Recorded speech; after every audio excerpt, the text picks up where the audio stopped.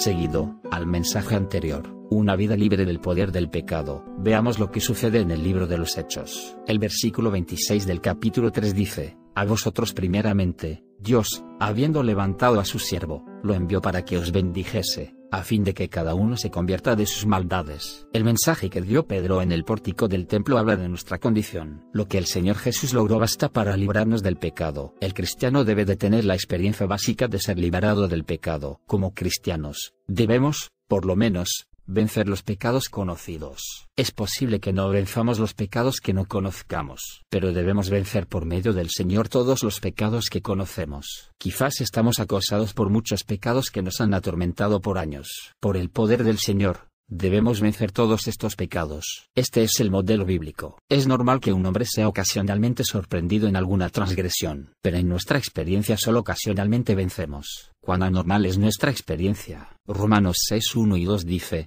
¿qué, pues diremos?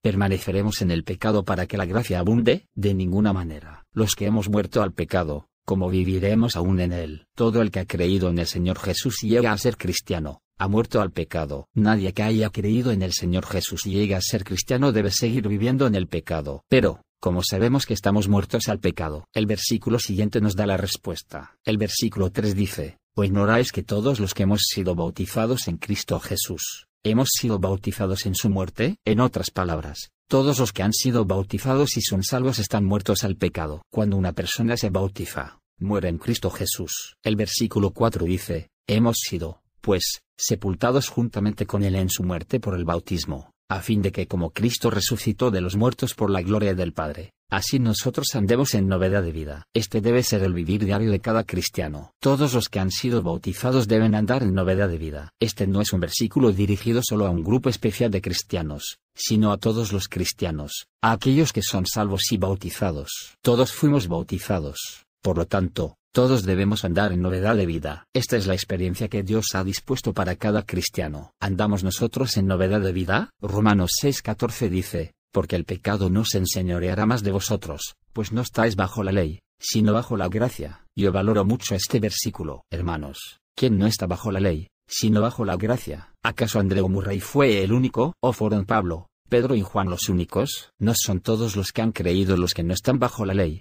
sino bajo la gracia? ¿Cuántos de los presentes están bajo la gracia? Damos gracias y alabanzas al Señor porque estamos bajo la gracia. Ninguno de nosotros está bajo la ley. Sin embargo, hay otra oración antes de esta: el pecado no se enseñoreará de vosotros. Le agradecemos al Señor y lo alabamos porque el pecado no se enseñoreará más de nosotros. Le damos gracias al Señor y lo alabamos porque la victoria no es la experiencia de un grupo especial de cristianos. Le alabamos y le damos gracias porque la victoria es la experiencia de cristianos comunes. Damos gracias y alabanzas al Señor porque todo cristiano salvo está bajo la gracia. Cuando fui salvo, vi este versículo y tuvo mucho valor para mí. Me di cuenta de que había experimentado muchas victorias y vencido muchos pecados. Me di cuenta de que Dios me había concedido su gracia, pero todavía había un pecado que se enseñoreaba de mí. De hecho, algunos pecados constantemente regresaban a visitarme. Esto era similar a la experiencia que tuve un día con un hermano. Me lo encontré en la calle y lo saludé de lejos. Luego entré a una tienda a comprar algo. Cuando salí, él venía hacia mí y lo saludé una vez más. Luego entré en un segundo almacén y compré otro artículo. Cuando salí me lo volví a encontrar y lo saludé de nuevo. Al voltear por la calle siguiente, me encontré una vez más con él y lo volví a saludar. Crucé una segunda calle, y al volvernos a encontrar,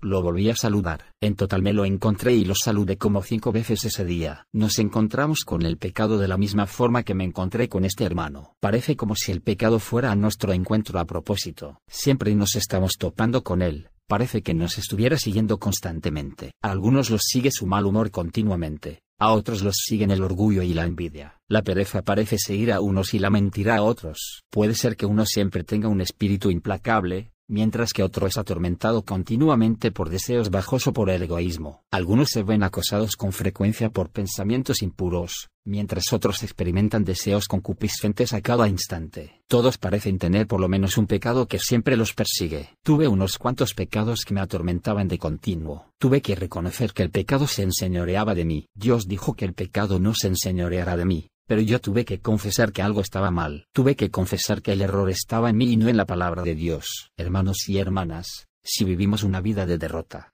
Debemos recordar que esto no fue lo que Dios dispuso para nosotros. Tenemos que entender que Dios no tiene la intención de que el pecado se enseñoree de nosotros. Su palabra dice que el pecado no se enseñoreará de nosotros. Romanos 8:1 dice, ahora, pues, ninguna condenación hay para los que están en Cristo Jesús. He hablado muchas veces sobre la palabra condenación. Hace unos 20 años alguien encontró unos manuscritos antiguos y descubrió que esta palabra tenía dos significados. Uno se usa en un contexto civil y el otro dentro de un contexto judicial. Según la aplicación civil se puede traducir incapacidad. Por tanto, este versículo puede ser traducido, ahora, pues, ninguna incapacidad hay en los que están en Cristo Jesús. Hermanos y hermanas, cuán maravilloso es esto. ¿Para quién se escribió este versículo? ¿Solo para Juan Wesley o para Martín Lutero o para Hudson Taylor? ¿Qué dice la Biblia? Dice, ahora, pues, no hay ninguna incapacidad en los que están en Cristo Jesús. ¿Quiénes son estos? Los cristianos. Un cristiano es una persona que está en Cristo Jesús, y ningún cristiano se debe hallar en una condición de impotencia. El versículo 2 dice, porque la ley del Espíritu de vida me ha librado en Cristo Jesús de la ley del pecado y de la muerte. Repetiré un centenar de veces que no son solamente cristianos especiales los que son librados de la ley del pecado y de la muerte. Todo cristiano debe ser librado de la ley del pecado y de la muerte. ¿Qué significa ser incapaz? Según Romanos 7, significa hacer lo que uno aborrece y no poder hacer el bien que uno quiere. Es descubrir que el querer el bien está en mí, pero no el hacerlo. La incapacidad equivale a la impotencia para hacer algo. La historia de muchos cristianos está llena de constantes decisiones y de incumplir dichas decisiones. Continuamente deciden hacer algo y continuamente fracasan. Pero alabemos al Señor porque la palabra de Dios dice que ningún cristiano es incapaz. ¿Qué es una ley? Es un fenómeno que sucede siempre de la misma manera. Cuando se tiene una ley, la misma acción produce el mismo resultado bajo cualquier circunstancia en que se realice. Una ley es un fenómeno constante, es una tendencia invariable, una condición que continuamente se repite. Por ejemplo, tenemos la ley de la gravedad. Siempre que un objeto se deje caer, la gravedad lo atraerá hacia el suelo. La fuerza de gravitación es una ley. Para algunas personas, perder la calma es una ley. Tal vez traten de controlarse una o dos veces, pero en la tercera se alterarán. En la cuarta vez, perderán la calma. Esto les sucede a todos los hermanos. Quizás uno logre controlarse al principio, pero al final explotará. Cada vez que la tentación venga, el mismo resultado se repetirá. Podemos observar que sucede lo mismo con el orgullo. Cuando otros hablen bien de usted, es posible que no sea conmovido. Pero, cuando lo elogien una segunda vez, su expresión cambiará de inmediato y su rostro resplandecerá. Una ley produce el mismo resultado cuando se repite el mismo procedimiento. El pecado se ha hecho una ley para nosotros. Muchos hermanos son complacientes en ciertas cosas, pero cuando a alguien les toca cierto tema, se alteran. Pueden vencer muchas cosas, pero se irritan al tocar ciertas cosas. Hermanos, para vencer la ley del pecado no se necesitan cristianos especiales. Ningún cristiano tiene que quedarse en su incapacidad. Todos los cristianos pueden ser librados de la ley del pecado. Los versículos mencionados presentan hechos, no mandamientos. Todo cristiano debe experimentar esto. Sin embargo, nuestra experiencia no corresponde a la palabra de Dios. ¿Cuán triste es esto?